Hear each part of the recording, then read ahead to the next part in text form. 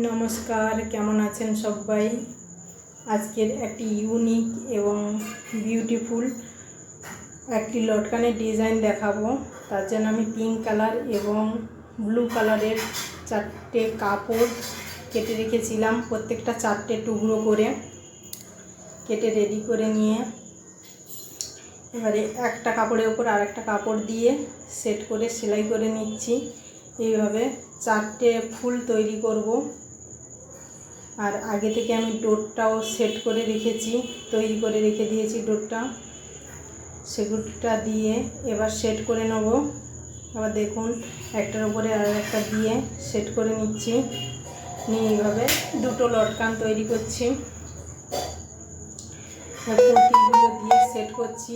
আমি দু রকমের পুঁতি ব্যবহার করছি, একটা একটু বড়, একটা একটু ছোট, দুটোই গোল্ডেন কালার। পুঁতি সেট করে নিচ্ছি সূচ দিয়ে, 3 দিকেই পুঁতিগুলো সেট করছি। এবার পুরো সেট করে নিয়ে আপনাদের দেখাবো। প্লিজ কমেন্ট করে জানাবেন কেমন লাগলো, এবং ভালো লাগলে অবশ্যই শেয়ার করবেন। আর এটা হলো আমার লটকানের ফাইনাল লুক। কেমন